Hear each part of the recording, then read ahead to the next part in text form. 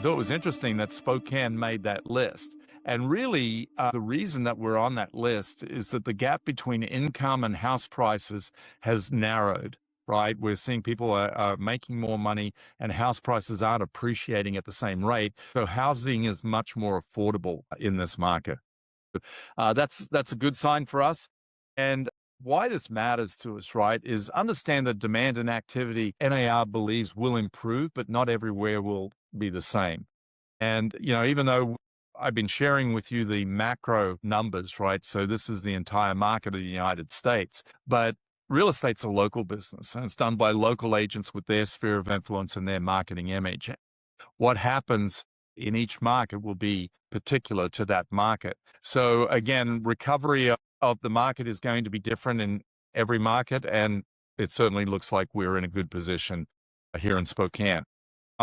Additionally, if we do see rates drop down, what it means is it's going to mean that more buyers are going to be able to qualify to buy homes.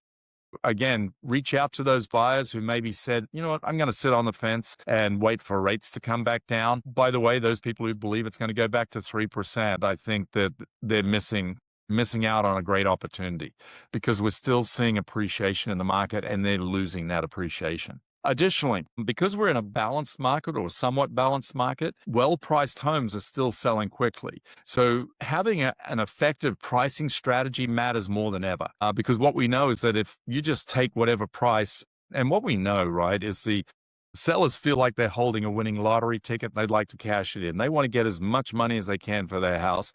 And consequently, they're putting unrealistic pricing on their homes. Doesn't mean their house is not it hasn't appreciated. It absolutely has.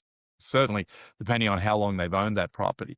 But for a lot of them, they're unrealistic about it. And if we're not sharing with them the realities of the market and we're taking those listings at an overinflated price, one is they're going to sit on the market a lot longer and they're going to have to endure price reductions. And by the way, typically what we see in that situation is they end up selling for less than what they would have sold at if they'd actually been priced at market value from the first place. Now, additionally, inventory mix is becoming a competitive advantage, right? A lot of our mid-price range, and you'll see here, for example, in Spokane, that 350 to 450 range is where the bulk of the inventory is selling. So what are you doing to target the price points that are actually moving the quickest? And then, of course, understanding migration patterns, right? Where are the buyers coming from? Where are the sellers moving to? And have you gone and built relationships with realtors in those markets? Of course, Command allows you to go and actually do the referral map to see where most of the people are coming. And certainly what we do know is a vast majority of people who relocate to Spokane come from the Seattle market. So have you gone out and gotten purposeful about building relationships with Seattle-based agents to get those inbound referrals? And, oh, by the way, to send outbound referrals too. Thanks so much for watching. Please subscribe and join us as we continue to build careers worth having, businesses worth owning, and lives worth living.